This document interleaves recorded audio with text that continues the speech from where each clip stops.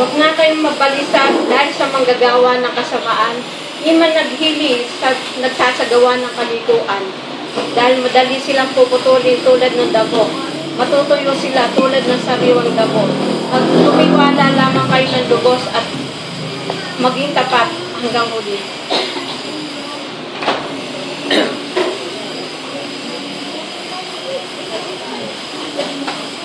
Handang-handa na ba kayo? Handa na ang aking kaharian na inyong kalalagyan.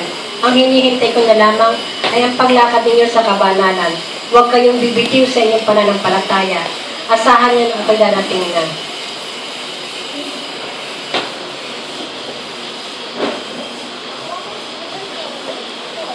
Mga anak, ang pagsunod ninyo ay tularan ninyo ang mga nauna na sa inyo. Pairanin ninyo ang pag-ibig upang ang lahat ay magawa ninyo. At sumunod kayo na may pagpakumbaba. Hindi ko kayo bababayaan, mga anak. Good morning mga kapatid. Handang-handa na ba tayo? Kung bababa ba ang Panginoong Hesus, makakaharap ka talaga sa Kanya na face to face. Harap-harapan. Wala ka ikatatakot pagdating ng Panginoong Hesus. Naririnig niyo na ba tinig ng Diyos? Naririnig niyo yan. Ayaw lang niyo sumunod. Pumapasok sa isip natin ang tinig ng Diyos eh. Alam niyo ba kung ano sinasabi ng Diyos sa huling araw?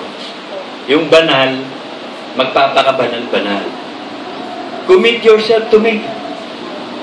Committed na ba talaga tayo? O yung first step pa lang, laging ipinipreach ng mga pastor sa labas, tanggapin nyo ang Panginoong Hesus at kayo maliligtas. Tapos, dun ba lang yun? Yung commitment. At ang commitment, yun ang pagtitiis. Hindi lamang sumasampalataya, kundi makikipagtiis din naman tayo kay Kristo. Ito ang hindi nagawa ni Lucifer at yung 1/3 angels. Ito ang hindi nagawa nung kasamahan. Nitong si Benjamin Tribe, sino to? Yung merong 300, what? Legion, 300. Yun ang hindi nagawa ng 32,000 less 300. Alam niyo ba na ang demonyo sumasampalataya at nanginginig pa? Pero hindi committed. Hindi sila tapat na committed sa Diyos. Katotohanan niya, nagtayo ng sariling kaharian eh, di ba? Kumuha ng kakampi sa langit. Sa langit pa lang, nagsimula na rebellion ng pagkampi-kampit-kampihan. Sumama naman itong 1/3 kay Lucifer, kaya naging si Satanas siya. Wala sana Satanas eh. Lucifer lang eh. Tagapagdala ng liwanag. Eh, ang problema, nagkaroon na sa Satanas eh. Hari na ng kadiliman. Nawala na liwanag ni Lucifer, nagdilim na siya. At pagdating niya dito sa earth, binulad niya ang mata ng lahat ng mga hindi sumasampalataya sapagkat siya ang Diyos ng kadiliman sa sanlibutan ito. Kaya kung makasanlibutan ka pa, sakop ka ng Diyos ng sanlibutan ito, si Satanas. Ngayon, binigyan tayo ng chance ng Diyos. Binigyan tayo ng karapatang maging anak ng Diyos.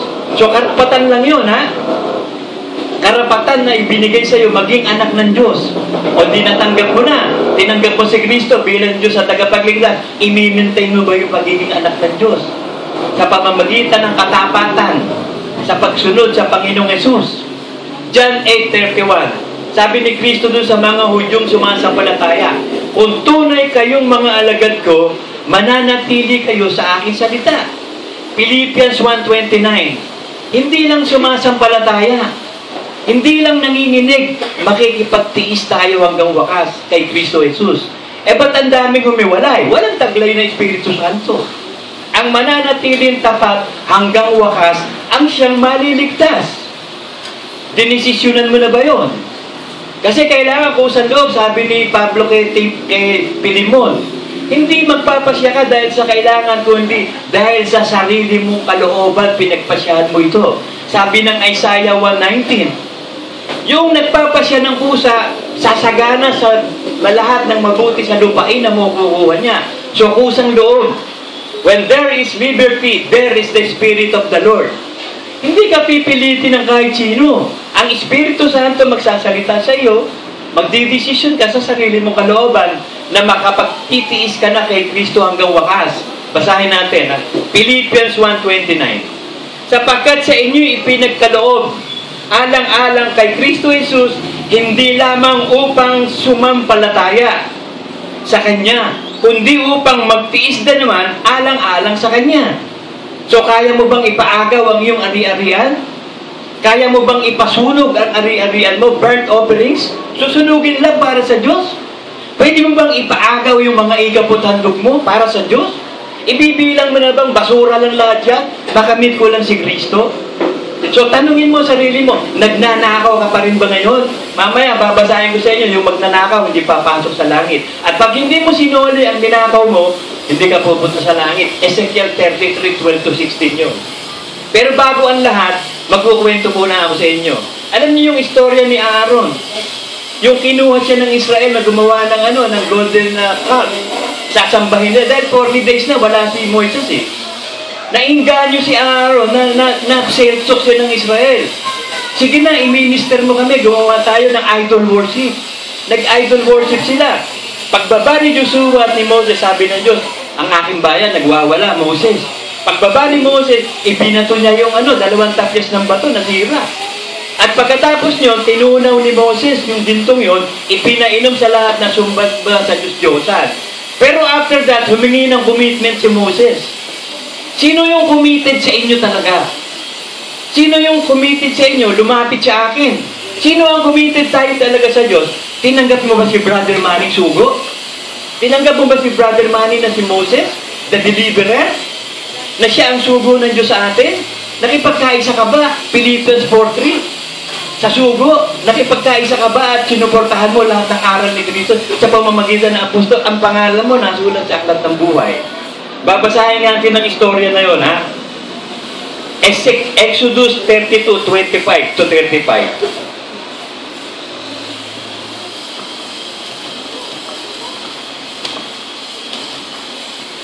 Ang sumama lang kay Moses, lahi ng Levi o Levites na siyang hinirang ng Diyos para maglingkod sa kanya sa kabanalan.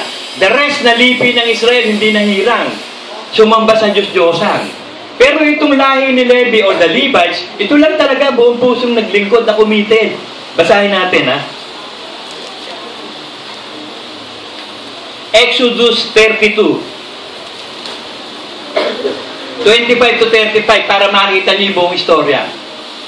At nang makita ni Moises na ang bayan ay nakakawala, nagawa nila, gusto nilang gawin eh. Kasi hindi nila hinintay ang sugo na bumaba. Sabi nila, wala na si Moises, wala nang Diyos. Ganon din ang ginawa ni Haring Saul. At sabi ni Samuel sa kanya, bago ka lumaban ng gera sa Philistines, hintahin mo muna ako at saka ka mag-o-offering ng worship sa Diyos. Ito si Saul, nagmamadali. Hindi hinintay si Samuel. Talagang antigas ng ulo ng pastor na to. Sinunod niya yung gusto niya, katulad ng 11 lipi ng Israel. Sinunod ang gusto nila, hindi hinintay yung pagbaba ni Moses. Kaya ito sumunod na nangyari. Sapagkat pinabayaan ni Aarong makawala ang maging isang kabiruan sa gitna ng kanilang mga kaaway. At tumayo nga si Moses sa pintuan daan ng kampamento at nagsabi, sino man sa Panginoon ay kiling lumapit sa akin. Sino sa inyo sa Panginoon? Dumikit tayo sa kay Brother Manny. Dumikit tayo sa isinugo ni Brother Manny. Dikita natin yung binigyan ng otoridad ng Secretary General ng Iglesia. Dikita natin yung mga bishop na isinugo ni Brother Manny. Yung sinabi ni Brother Manny na ikaw ay bishop. Kahit anong uri ng ritual o pagpapatong ng kamay, ang ginawa siya, useless kung hindi ka committed sa Diyos. So yung commitment ang hinihingi ng Diyos sa atin. Committed na ba talaga tayo suportahan ng mga isinugo? Makipagkaisa ba tayo sa isinugong kay Kristo? Sa lahat ng kautusan ni Kristo, magpapakabanal-banal na ba tayo? The last tetrad, 2015, 2033 pa ang susunod na supermoon. Within that period of 18 years, kapalagay niyo, doon ba magra-rapture? Hindi. This generation shall not pass away until all the prophecies shall be fulfilled. Ang huling palatandaan, magkukulay dugo ang buwan. Malaking-malaki na supermoon ay naganap na nitong last week ng September. So ano pa hinihintay natin? Nagsasalita ang Diyos sa inyo, sumunod na kayo sa Diyos. I-commit nyo na ang sarili nyo. Lumapit kayo kay Moses. Ang mananatiling tapat sa aral ng apostol, ang maliligtas. At ang aral ng apostol ay ibinigay ng Panginoong Hesus, yung aral niya. Susunod ka ba kay Kristo lagi sa lahat ng kautusan ng dekreto ng apostol? At sino man sa Panginoon kiling ay lumapit sa akin. At lahat ng mga anak ni Levi ay nagpisan sa kanya. So yung lahi lang ni Levi, yung lahi lang ni Joshua, ang dumikit kay Moses. The second generation of Joshua clan. At ito ay tayo ang mga remnants ng Levi, remnants ng mga Joshua clan, na nagpapatuloy na ipatupad ang aral ni Brother Manny, na aral ni Kristo. Hindi tayo bibitaw sa Word of God.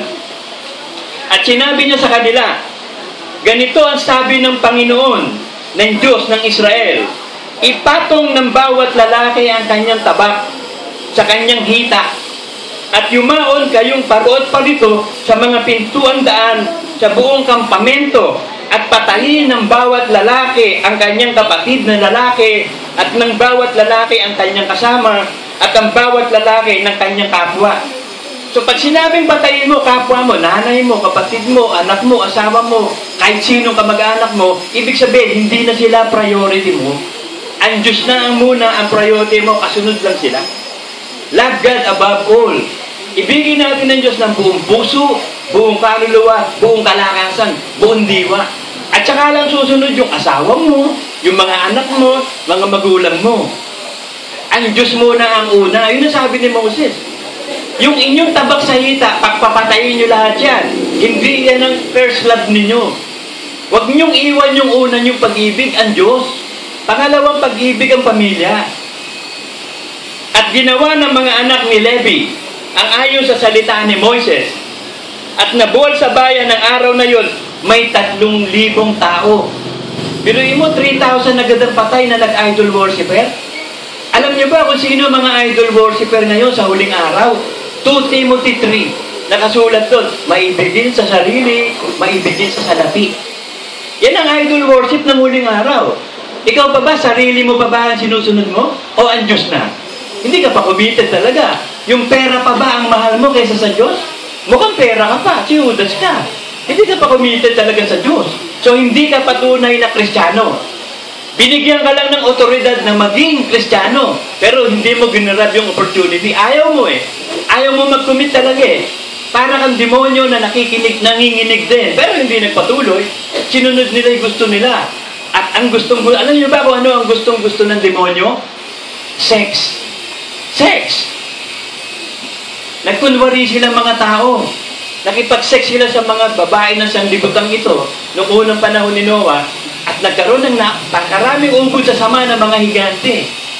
Meron pang naiwang mga remnants yung pamilya ng Jebusites. Sinagulaya, 10-footer yung mga yun. Pag lumaban ng basketball yun, kasi laki ng court yun. 10 feet yung taas ng ring eh. Mula sa ground, tsaka sa floor sa ring ng basketball, 10 feet yun eh. Di mauuntog yun doon sa ring pag lumabang ka doon. Maipasa doon. Pagtaas pa na naman din ang paso sa board. Kung mga player ng Jebusite, paano mananalo yung NBA dyan? So, ubod na sa sama. Kaya nilipol ng Diyos ang masasama. Kaya nagkaroon ng plan. Bakit? Uubusin ng Diyos ang lahi ng demonyo. At ititira niya ang lahi niya. Sino yung sumampalataya? Si Noah lang. Sino naniwala kay Noah? Yung anak niyang 4. 3 pala, 3. Pagkatapos, yung mga asawa nun, 8 lang. 8 lang ang naligtas ng panahon ni Noah. Ano sabi ng Diyos? Kung paano ang panahon ni Noah, hindi ng panahon ngayon. Papasok tayo sa daong. Sino naniniwala kay Noah, kay Brother Manny na sugo? Sino naniniwala sa inyo sa akin na ako sinugo? Papasok tayo lahat doon sa daong. Kasama na lahat ng hayupan doon ng pamilya para mag-multiply. At pagkatapos noon, iaangat ng tubig o ng salita ng Diyos ang barko. Ililigtas tayo ng salita. Si Kristo ang salita. Bababa galing sa langit, yung tubig, bumaba galing sa langit, itinaas yung barko. Isinafety. Ganon din tayo. Bababa si Kristo, galing sa langit, kukunin yung nakasakay sa barko. Pagkatapos, ano mangyayari? Uubusin ng Diyos. Sa last judgment, kasabay ng pag-ubos ng Diyos, sa lahat ng mga taong naiwan na ubod na sa sama na hindi sumasampalataya. Uubusin sila lahat. Ano? Tubig? Hindi. Apoy. Magbabaksakan ng lahat ng bituin at mga planeta. Biruin mo yung catastrophic event na yun. Nova, lahat ng bituin, nova. Buong galaxy masusunog. Nakakita kayo ng fluorescent lamp, yung daylight? May starter yun. Pag walang starter yun, hindi magsisindi daylight. Kasi sa loob ng daylight, nandun yung mga chemical na puti. Natitrigger yung negative positive nun. Pag nag-starter yun, mag-i-spark, o detonator kung tawagin, iilaw yun. Ganon din ang buong universe. Merong itong tinatawag na black mass na hindi malaman ng scientist. Ano kaya yung black matter na yun? Yun yung na parang daylight na bumubuo ng molecule sa lahat. Pag nag-spark o nag-start ng isang sindi lang doon, lahat yun, sindi lahat. Magsisindi ang buong universe pag pinagsindi ng Diyos. Sasabihin lang ng Diyos, go now, kislap. Sasabihin lang ng Diyos, kislap. Magkikislapan lahat yun, kasama ang earth. Tutunawin yun. Magkakaroon ng last judgment. Haharap tayong lahat sa Panginoong, sa Diyos Ama, at ibinigay na ang kapangyarihan kay Kristo at sa lahat ng mga ligtas. Uupo tayo sa trono, hahatol din tayo sa mga tao at sa mga anghel. 1 Corinthians 6:3. Hindi niyo ba nalalaman na kayo hahatol sa sanlibutan? At hahatulan niyo pati anghel? Bakit hindi niyo mahatulan ng mga simpleng bagay? Lumalapit pa kayo sa unbeliever para pagharian kayo. Ganyan na nangyari sa atin. Winasak ng mga pagkampi-kampi ang iglesyang ito na walang mga karunungan. Wala namang mga otoridad na gawin, ginawa. Katulad ni Lucifer, ang otoridad ni Lucifer, archangel. Ano ginawa niya? Ginawa niya Diyos ang sarili niya. Lumampas siya sa pananampalataya. Merong gumawa din yan sa iglesia natin, nahulog yan. Bishop lang siya, ginawa niya sariling apostol. Hindi pwede, ihulog ka ng Diyos. May apostol na eh. Bakit ka gagawa ng apostol? May iglesia na eh, ba't gagawa kayo ng iglesia? Nakatayo na, ang gusto nyo, pabaksakin yung mga otoridad doon. Katulad ng ginawa ni Lucifer. Gustong pabaksakin ng Diyos. Mapapabaksak mo doon eh, ang gumawa lang ng anghel, ang Diyos. Ginawa ka lang eh. Ang may kapangyarihan pumatay, yung gumawa. Ang may kapangyarihan maglagay, yung naglagay. Ang may kapangyarihan mag-alis, yung naglagay. Eh sila ba'y naglagay? Eh ba't nag-alis? Eh di mga hangal. So kapag wala kang revelation sa Diyos, hindi mo maintindihan ang otoridad. Sabi sa Daniel, sa huling araw, bubuksan na yung nakapinid na libro at ang makakaunawa lang ang pantas. Ang masasama ay hindi makakaunawa. Sino yung masasama? Yung ayaw mag-commit kay Kristo. Nananatiling sarili nila ang gusto. 2 Timothy 3, ha? Basahin natin.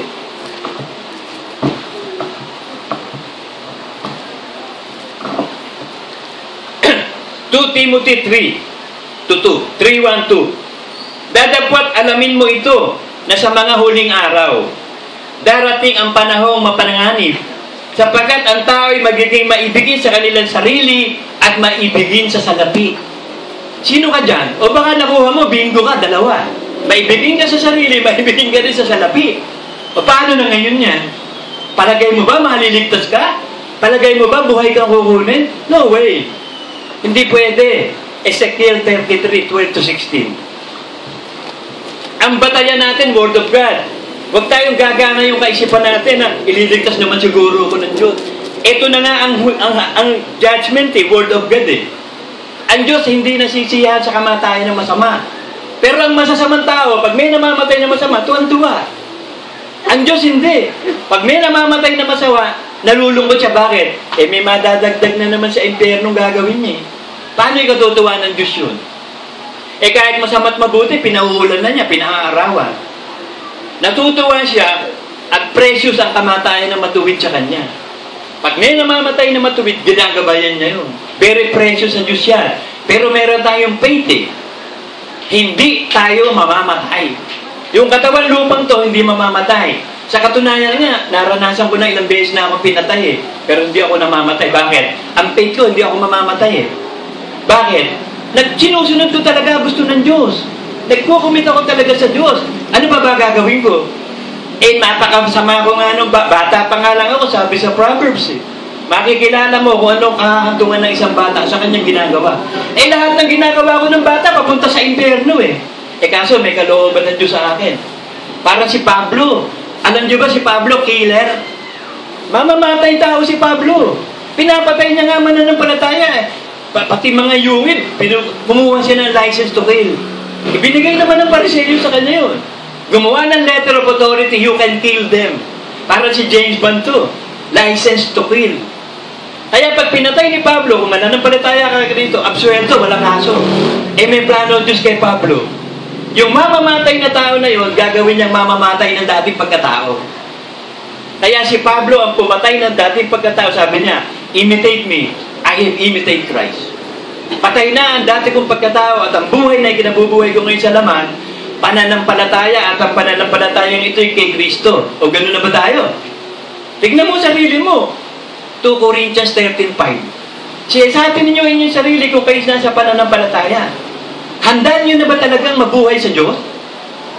Baliwalain ang lahat ng ito? Yung mga sanlibutan ito, lust of the eyes, lust of the flesh, pride of life. Hindi pa ba kayo makontento na kayo ligtas? Marami ka pang gustong gawin? Tapos na paghahanap Eureka, I found it. Ito yung madalas na makikita ko nung araw sa t-shirt. Ay ko, Eureka. Ano kaya yung Eureka na yun? Tapos pag meron nakalagay sa likod, I found it. Yan yung mga unang born again nung araw, mga born again kuno. Wala na ngayon sila. Nasa first step lang sila ang maging anak ng Diyos. Pero nakapagtiis ba? Sumunod ba sa aral ng apostol? Walang apostol Sino mga gagawa ng alagad?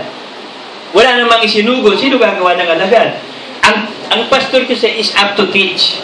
Pag hinirang kang pastor, you can teach. Meron kang espiritu ng pagtuturo at kapahayagan. Yung hiwaga ng Diyos, maipapahayag mo sa tao. At yung mga tao, pag nakikinig, nauudyo ka magbago. Nagpapakabanal din. 1 Timothy 1:5. Ang kinauuwian ng lahat ng bilin ay mabuting budhi, hindi pananampalatayang paimbabaw, kundi tunay na pananampalataya. Pagka sa Ezekiel 33:13, pagka aking sasabihin sa matuwid na siya'y walang pagsala, mabubuhay, kung siya'y tumiwala sa kanyang katuwiran at gumawa ng kasamaan, ito'y matuwid, born again ka, matuwid nanatili ka sa katuwiran, pero hindi ka nagpatuloy magtiis, sundin ang kalooban ng Diyos, ito mangyayari. At gumawa ng kasamaan, anuman sa kanyang matuwid na gaway, hindi aalalahanin. Today is the day of salvation.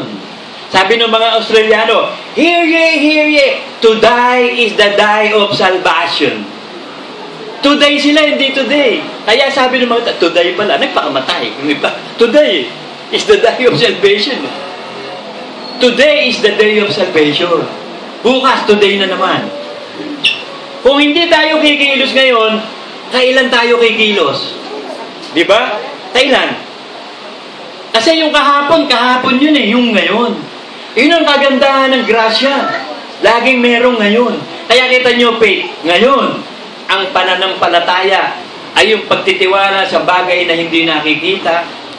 Tampante ka sa bagay na yung pinaniniwalaan mo totoo, yung hindi mo nakikita. Ngayon yun. Basahin pa natin, kundi sa kanyang kasamaan, sa kanyang nagawa, doon siya mamamatay. So halimbawa, itong araw na to, gumawa ka ng kasamaan, hindi titignan ng Diyos yung nagawa mo kabuti, yung ngayon. Kasi bakit? May Holy Spirit Hindi mo pwede sabihin, hindi ko nagawa ng dire-diretso. Hindi naman ikaw ang gagawa, Holy Spirit, pahihintulutan mo lang siya. Hindi mo pinahintulutan, bumalik ka sa dati. O ano ngayon sasabihin mo sa Diyos? Panginoon, kasi nakabalik ako sa dati. Kaya nga't naipako sa krus si Kristo, patay na yung dati. Ba't di ka sumampalataya? Ang pananampalataya ang magliligtas. Ba't ayaw mo sumampalatayang patay ka na? Bago ka nang nilalang. Ang buhay na ikabubuhay mo ngayon, pananampalataya kay Kristo. Ba't di mo ginawa? Tampalasan ka, hindi kita kilala. Lumayas ka sa harap ko. Matthew 7:21. Ang Word of God ang basis, mga kapatid. Kaya natin nagagawa ito, masigla kang sumusunod, hindi dahil sa iyo. 1 Corinthians 15:10. Ako nga dahil sa grasya ng Diyos, at ang grasyang gumagawa sa akin na hindi ako, kundi ang Espiritu. Philippians 2:12. At ang Diyos ang gumagawa sa inyo, maging sa pag-desire o sa paggawa, ang Diyos ang gumagawa. So, work out your own salvation with fear and trembling. Gawin nyo, sarili nyo pagliligtas with fear and trembling. Ang demonyo may fear and trembling pero hindi sumampalataya. Hindi nagtiwala sa pagtitiis. Bumigay. Kung alam lang natin ang panahon ng likhain si Lucifer at nung bumigay, ilang bilyong taon kaya yun? Kasi yung Earth natin ngayon is 5 billion years ago eh. Yung ibang galaxy, 15 billion eh. Mas bata ng konti ang Earth. 5 billion years lang ang edad ng Earth. Yung iba, 15 billion. Kasi na-trace ng ng mga scientists eh. Ang hindi nila malaman, bakit kaya may black matter? Sabi nila, what is this black matter? Bakit nag-e-expand ang universe? Eh sabi ng Bible eh, I will expand the universe. Ayaw nila magbasa ng Bible eh. Puro lang sila, kuha ng mga observation and then conclusion. Hindi nila masubol ang black matter. Hindi nila alam yun yung nasa daylight. Na kapag nag-spark yung starter, yung black, yun naman, white matter yung nasa loob ng daylight. Dito sa atin, black eh. Black matter, bakit? Walang sinag ng araw, kaya black. Black is not a color. Black is the absence of light. Pag may kulay, ibig sabihin may araw. Ang Diyos ang nagbibigay ng kulay. Tatanungin mo yung bata, bakit yung bata, sasabihin ng bata, tatay, bakit ho yung sky kulay blue? Ano sasagot mo sa bata? Eh blue yun, pakialam mo, di blue. Pero sinabi ng scientist, bakit blue ang sky? Yun daw mga elements sa buong universe, pag tinamaan ng araw, nagiging blue. Napakaraming pinaka-chemical o particles on the universe, pag tinamaan ng araw, blue. Kaya kita nyo, blue. Kaya pag tumingin ka sa dagat, blue. Bakit? Eh, reflection yun eh. So above as below. Napanood nyo ba yun? Satanic yun. Ginagamit nila yun. So above as below. Kung ano yung nasa taas, hindi na nasa baba. Ginagamit nilang replica. Replica. Gamit yun ng kabala ng mga Freemason. Ito ang kapangyarihan ng Freemason Illuminati. The reflection. The kabala. Ito yung ginagamit nilang kapangyarihan ni Solomon daw. The mga Freemason. Kaya napakatatalino niyan. Lahat ng bayani ng buong mundo, Freemason. Lahat halos ng presidente ng United States, Freemason. Lahat ng bayani ng Pilipino, Freemason. Naitanim sa kanila yung pagmamahal sa inang bayan. Pero yung pagmamahal sa Diyos, paano maibibigay nila yun? Wala sila nun. Ang importante, ang pagmamahal sa Diyos. Hindi pagmamahal sa inang bayan. Ano pa, papala mo dyan, miski magpakamatay ka at yun nga lang, bayani ka. Sa ilalim ng ng puntod mo, bayani ka. Ano ba, napala mo? Wala. Bayani ka nga. Eh, sino ba nagsasabing bayani ka? May authority ba dito sa Philippines na magsasabi kung sino bayani? Kaya nga nagtatalo-talo sila, walang otoridad eh. Wala. Si Jose Rizal, hindi siya national hero. Wala. Bakit? Eh, walang otoridad eh. Ang may otoridad yan, ang Kongreso, yung Senado. Kasi lawmaking body sila eh. Kung sino yung magsabing ito yung batas, at sino binigyan ng kapangyarihan ng batas? Ang mga senador at ang lower house, ang representative. Pero pag hindi inukayan ng representative, hindi aakyat sa senador. Yan ang batas ng ng dual bureau, ng democracy. Kapag nagkaping-kampi ang mga representative, hindi gagawin batas, hindi na aakyat sa senador yun. Nag-uumpisa doon sa baba bago sa taas sa kanila. Hindi katulad sa Diyos, nag-uumpisa sa taas pababa. Sa Diyos muna, kay Kristo at lahat ng isinugo ni Kristo. Pag hindi kayo sinugo ni Kristo, wala kang kasaysayan. Lahat ng susunod sa iyo, baliwala. Ang maliligtas lang yung kumampi sa sinugo. Pagkat ang kikilalanin ng Diyos, si Kristo, hindi tayo. Kaya tayo ibinibilang na walang kasalanan at sinagot tayo ni Kristo. Siya yung sugo. Eh sino ba? Nagsugo siya ng apostol para maglagay ng iglesia. Pag naniwala ka doon sa isinugo ng apostol at sa apostol, naniwala ka na kay Kristo at sa Ama. Pag nireject mo yon, rejected ka. Sabi ng 1 Thessalonians 4:8.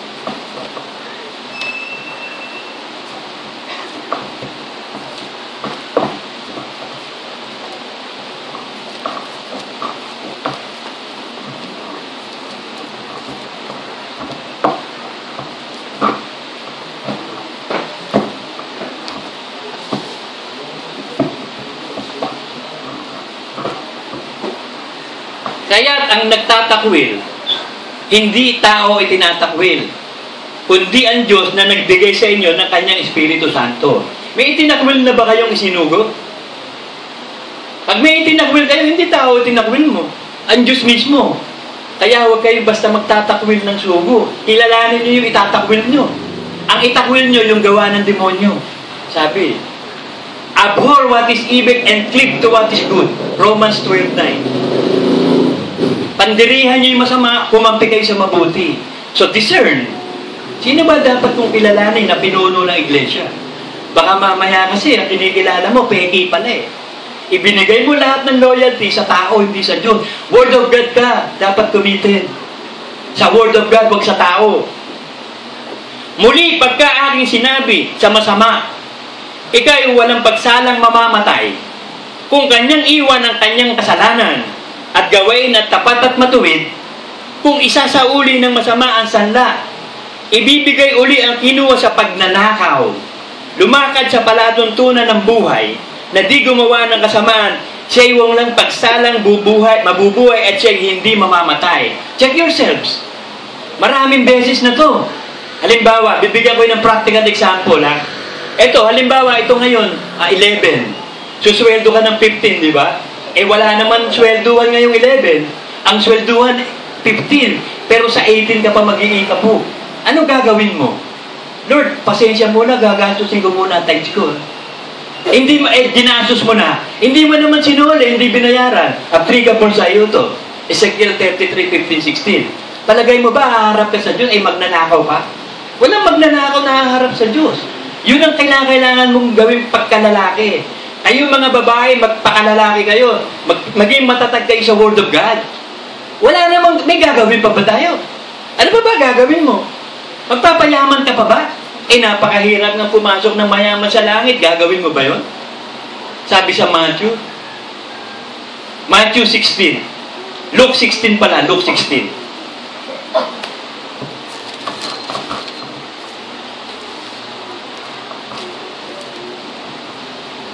Late na pala itong akin Rolex. Rolex to.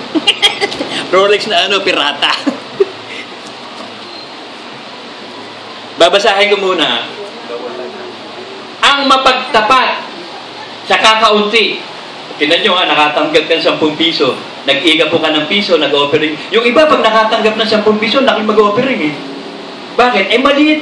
Ano kasi, ang liit nung tinanggap, bibigay mo tithes eh. Piso times 9 ang offering. Eh, nakatanggap ka ng 1 milyon. Eh, di 100,000 ang tithes, eh, offering, 10 piso. Hindi mo madoble, hindi mo mag-100, bakit? Ang laki eh. O di ba tapat sa kakaunti, matapat din sa malaki? Hindi ka talaga matatag. Mukhang pera ka pa rin. Nababatay ka sa sitwasyon. Kapag tumanggap ng 200, 20, eh walang barya. 80 offering, 100. Eh walang barya. Ganon ang mga Kristiyano. So, kukunin niya muna yung tithes niya sa 18. Hindi mo, gagastusin ko muna. Lord, babayaran ko naman. Eh, paano pag di nabayaran? Ezekiel 33:16. Walang pagsalang mamamatay. Kaya hindi mo sinuli ninakaw mo eh. Ang pinakamaganda, huwag ka nang magnakaw. Sabi sa Timothy, yung mga magnanakaw, huwag na magnakaw. Ngayon ang panahon ng kaligtasan. At 2 Corinthians 6:2.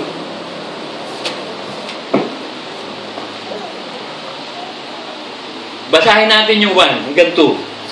At yamang kalapit niyang gumagawa ay ipinamamanhig dinami sa inyo na huwag niyong tanggapin ang biyaya ng Diyos na walang kabuluhan. Binigyan ka ng karapatang maging anak ng Diyos eh. Magpakaanak ka ng Diyos na. Bakit ayaw mo pa magpatuloy maging banal na banal? Eh, binigyan ka na ng chance para makapasok sa langit. Bakit ayaw mo pa? Ano ba dahilan? Gusto mong gawin ang gusto mo? Di sana hindi ka na-Kristiyano. Di sana hindi tinanggap si Kristo, di ba? Common sense eh. Hindi ka pala susunod, ba't ka nag-Kristiyano? Di sana huwag ka nang mag-Kristiyano. Pero pag nag-Kristiyano ka, tatagan mo hanggang wakas. Magpakalalaki ka. Sapagkat sinabi niya, sa panahong ukol, kita'y bubukulan. Sa panahong ukol, kita'y pinakinggan. At sa araw ng pagliligtas, kita'y sinakluluhan. Narito, ngayon, ang panahon, ukol, narito ngayon, ang araw ng kaligtasan. Today is the day of salvation. Amen.